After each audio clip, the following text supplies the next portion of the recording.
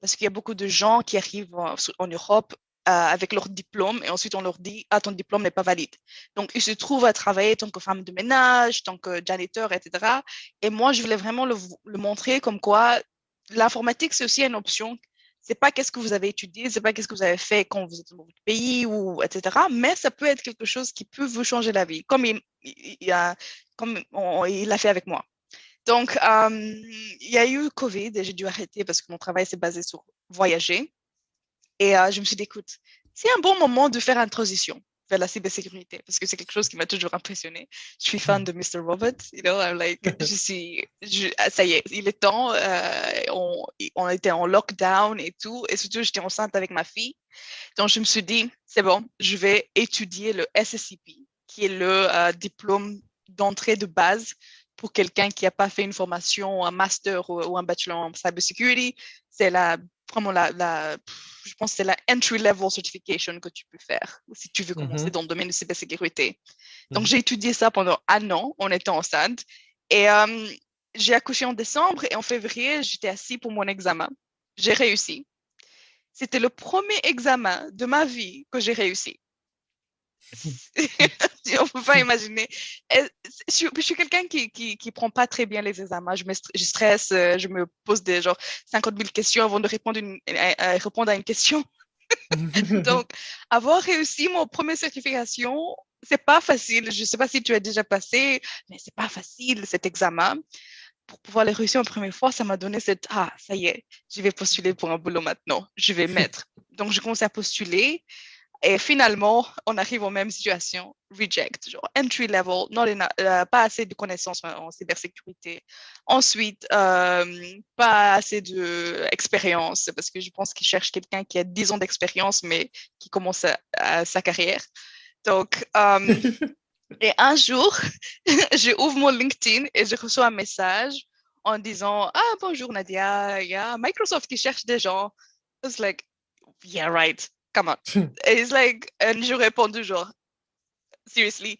J'étais là, genre vraiment. Et il dit, oui, oui, oui, il cherche des gens et tout. Je me suis dit, il me dit, postule. Il me dit, envoie-moi ton CV et je vais le passer. On va voir si tu arrives, si tu auras une interview. Alors, cette Donc, j'envoie mon personne-là CV. est une personne des ressources humaines de C'était un Microsoft, recruteur. chez Oui, Microsoft. c'était quelqu'un de ressources chez Microsoft. Donc, on n'était pas connectés, on n'était pas du tout, Mhm, rien du tout. Parce que moi, j'ai juste mis, mhm, sur LinkedIn, tu as l'option Open to Work, mhm, ouvert à mhm, travail, et j'ai mis ça. Et évidemment, on sait, les recruteurs, ils t'envoient des CV, mais souvent, ça aboutit à rien, mhm. presque à rien. Ou voilà, donc moi, franchement, je me suis dit, ah, je vais pas avoir ça. Franchement, chez Microsoft, donc toutes ces Quand même, entreprises avant Microsoft m'ont. c'est Microsoft quand même. Tu n'es pas, tu ne J'étais penses là, pas genre, être, non, attends, tu ne penses non, pas être toutes assez les qualifié pour entreprises, travailler chez Microsoft quand même. non, attends, je suis débutant dans le travail de cybersécurité. J'ai Tu n'as aucune même pas compétence, ça veut dire, dans d'expérience, le. aucune expérience Exactly, dans le exactement. domaine.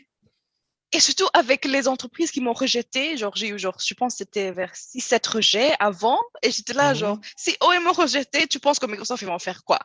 Oui, c'est pas Microsoft Et qui j'étais allait là, t'embaucher genre, quand même. non, mais franchement, moi, personnellement, je me suis dit, non, ça va pas, C'est pas je vais possible. pas mettre mon cœur.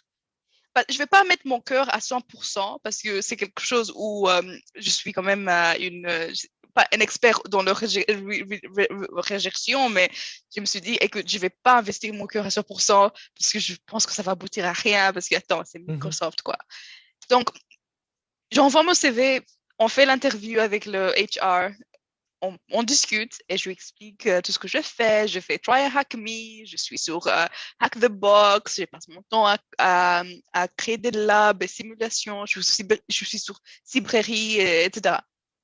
Après, il me dit, OK, je vais passer ça et on vous contacte si vous passez au 12e étape. Et je reçois le mail.